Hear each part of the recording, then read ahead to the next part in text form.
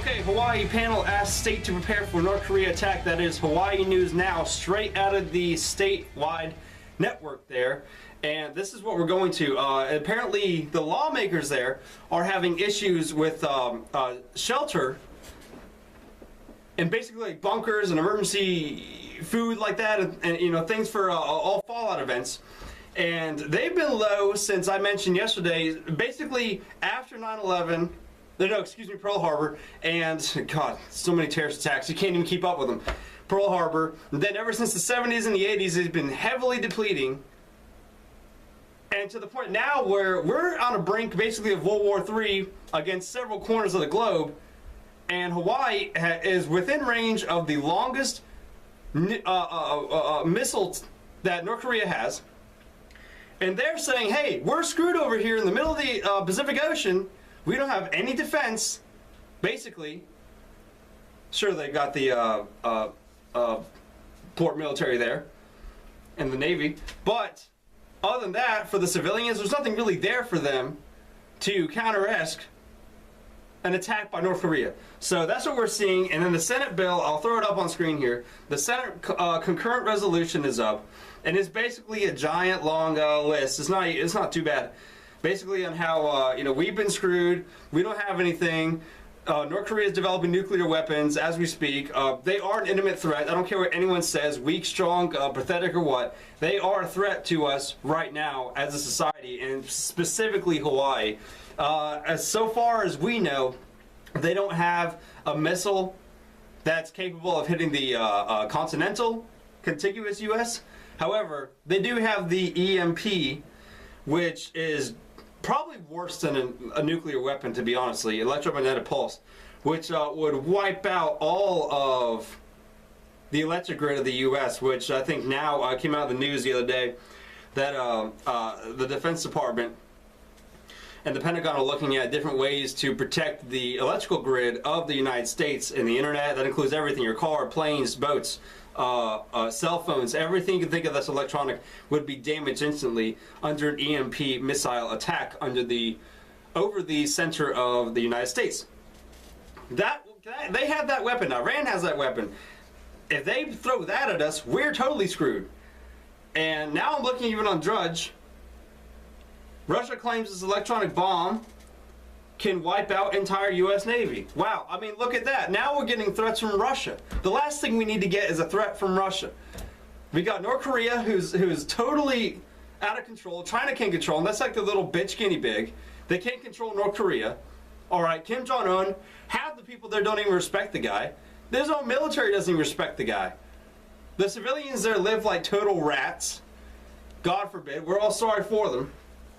And you know, it's not their fault. A lot of the state-run media is completely censored. People can't even go to stores and buy things in North Korea. It's all fake. They'll have footage of great-looking shops. Make the people think it's psychological discharge. False information being spread to the people, making them think that there's an abundance of wealth in North Korea when there's absolute crap. Only Pyongyang and the higher-ups and the generals and Kim Jong-un's family, he killed his brother. Okay, don't forget that. Only they can have the upper echelon of stuff. Only they can have the good stuff, the good life.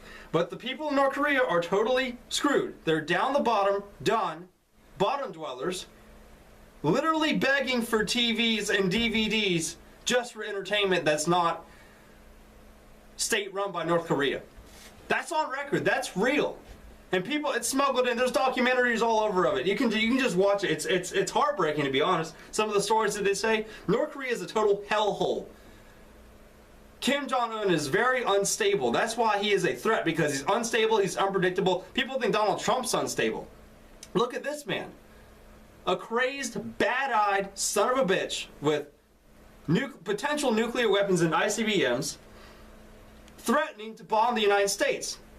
Even China, one of our enemies, even China has come out ever since Trump met with Xi Jinping to say, okay, you better calm down or we'll bomb you, North Korea. Better them than us. Any day. I don't care who you are. We don't want to have conflict, but they're antagonizing it. They're the ones promoting it. They've been trying to do that under the Obama administration, but ever since Trump's been brought into office, and basically since the inauguration and all that, they've really tenfolded their efforts to try and develop nuclear weapons. And so far, it's happening. According to a lot of news articles, according to what's coming out, and some of the state-run media in North Korea, they are really prepping hard. So we've got that situation there, totally unstable. And Japan's freaking out. They're fleeing their cities from South Korea, begging people to get out. I mean, even Kim Jong-un is telling his own people, Pyongyang, 600,000 plus people to abandon the city. I mean, if he's saying to do that, that came out last week in the news. If he's saying to do that, what on earth do you think they're planning to do? Okay, we've already got U.S. naval aircraft carriers in the Korean Peninsula. That's already happening. And they've already fired missiles, North Korea has, into Japan's EEZ. I mean, this is crazy. I mean, this is... And then China pretty much took Syria's strike by the U.S. as a sign of real strength, which I think is the only positive thing that came out of that strike, which I'm still against. I don't think we have enough evidence to back that strike at all, except the little pictures of Ivanka Trump's whining, which I love the family. Don't get me wrong. I respect the first family, love them. But you know what? There are obvious cases, especially in this case, where Ivanka is truly intimidating the president. But hopefully she won't intimidate him in North Korea, because everyone seems to be on the side that North Korea is crazy, they're radical, they need to be stopped before they stop us. And that's a whole other ball game from Syria. If it's just Syria, it's not that big of a deal. The fact that we have the entire Korean Peninsula under a testing to test our naval ships and to test our military, that's a big deal. That's something that we got to stop. That's something that Bill Clinton helped try and produce back in the 90s. And we're looking at his results 20 plus years later. Yep. I mean, can you imagine for a second if Hillary Clinton had won the office? We'd already be in a huge war with Russia. I mean, North Korea, we'd be in a hellfire with North Korea. The Middle East would be even under more shambles than it is right now. Can we just take a moment to thank God that we have this president for a moment? I mean, at least, you know, domestic policy is doing great. Foreign policy is kind of lacking. I think except for the North Korea thing. But the Middle East, he's obviously being misadvised, and I've said that before, and I'll say it again. It's just too obvious to resist that. And people ask me, oh, Justin, when are you going to blame the president? When are you going to blame Trump for that? And I'm sitting there like, yeah, you know, he's got the ultimate responsibility. But at the end of the day, it's who's misguiding him. He can be easily misguided by the people in his inner circle. Everyone wants to go. I mean, John McCain wants war with everybody, and that means North Korea. He wants war with North Korea. He wants war in Syria. He wants war in Libya, which we've already killed, basically, politically, with their government.